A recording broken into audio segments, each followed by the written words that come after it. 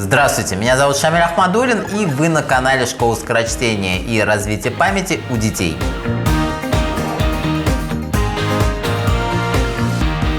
В этой программе «Учимся учиться» я отвечаю на вопросы родителей, взволнованных обучением своих детей. И у нас вопрос от Ольги. Здравствуйте, Шамиль Тагирович. Меня зовут Ольга, я из города Ижевска. У моего сына Сергея, ученика 3 класса, возникают сложности с заучиванием стихотворений. Подскажите, пожалуйста, существуют ли какие-то эффективные способы для решения данной проблемы? Спасибо.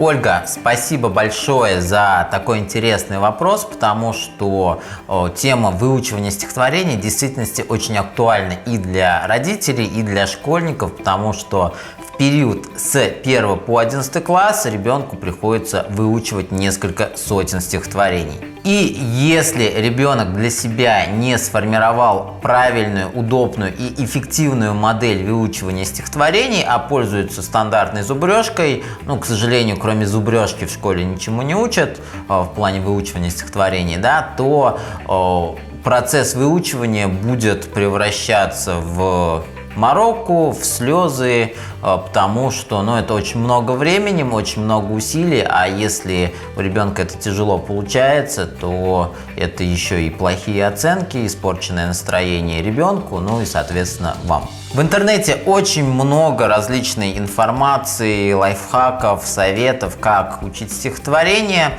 но, к сожалению, я не нашел чего-то целостного, полного, учитывающего особенности восприятия разных детей, и в этом видео постараюсь максимально подробно, максимально целостно дать вам инструкцию, как научить вашего ребенка хорошо учить стихи. До того, как мы начнем с конкретным стихотворением работать, вам нужно понять такую важную вещь.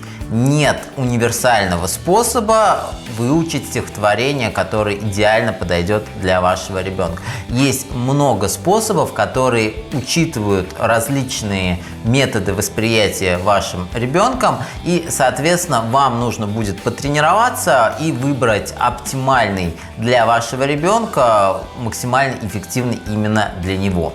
У любого человека есть 3 основные способа восприятия информации. Визуальное, аудиальное, то есть через слух, и кинестетическое, то есть через движение, какие-то физические действия.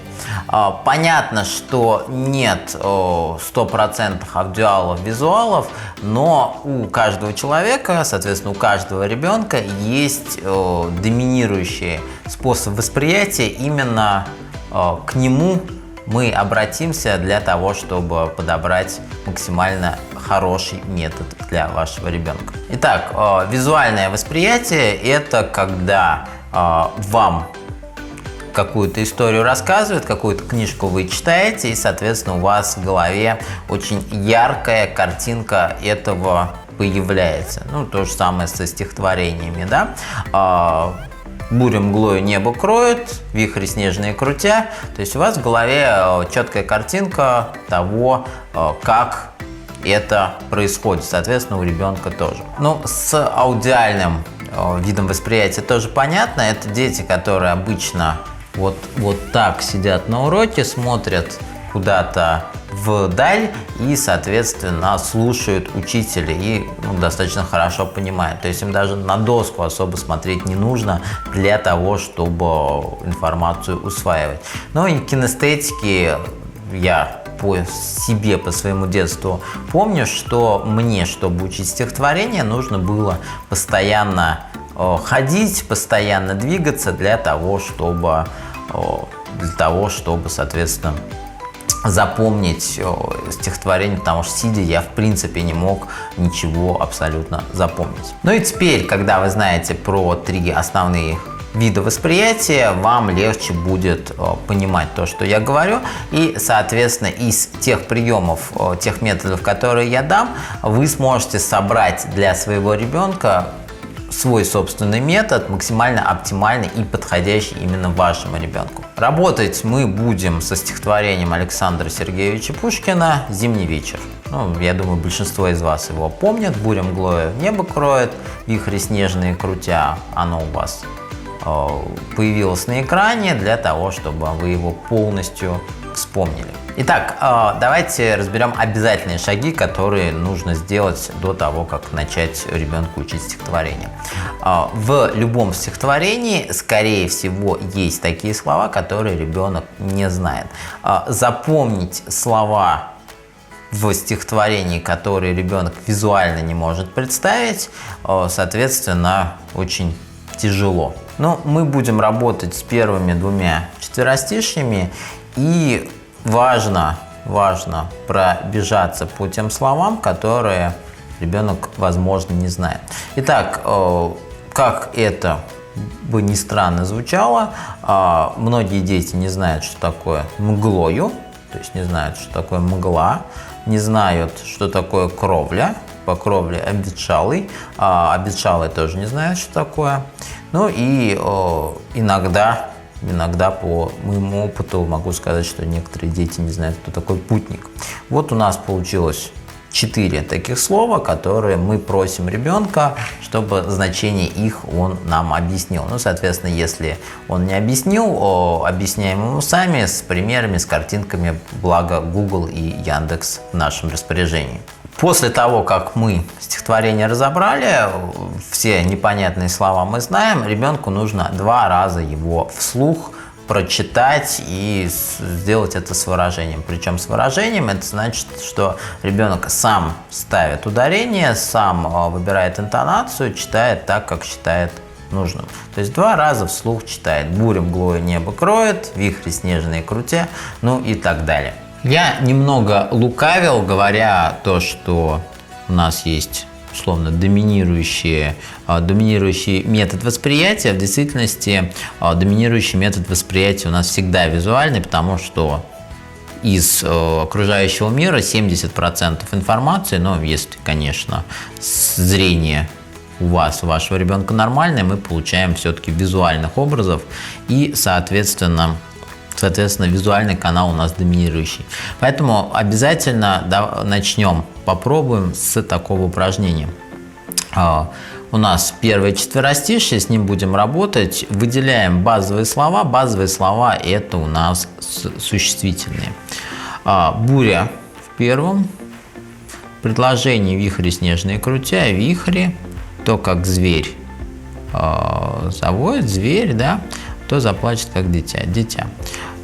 И, соответственно, рисуем образы на каждую строчку. Буря, у меня ассоциируется с какой-то тучкой. Я отвратительно рисую, поэтому у вашего ребенка, скорее всего, даже есть фора по сравнению со мной. Вихри снежные крутя, вихрь можно нарисовать как вот какую-то такую штуку. У меня ассоциируется так, а ваш ребенок рисует то, что ему в голову пришло. То, как зверь она завоет, зверь у меня пусть будет кошечка, да? Вот у нее такие усики. Ну и лицо, соответственно, ребенка. Как бы отвратительно оно у меня не получилось, вот дитя. И ребенок, соответственно, сначала, смотря на картинки, рассказывает стихотворение, а в следующий раз закрывает рукой картинки и пытается представить в голове эти образы и рассказать стихотворение. Если получилось, то переходим к следующему четверостишью. То, что я показал, это базовая вещь, которая срабатывает практически у 100% детей. Ну а теперь дополним различными упражнениями.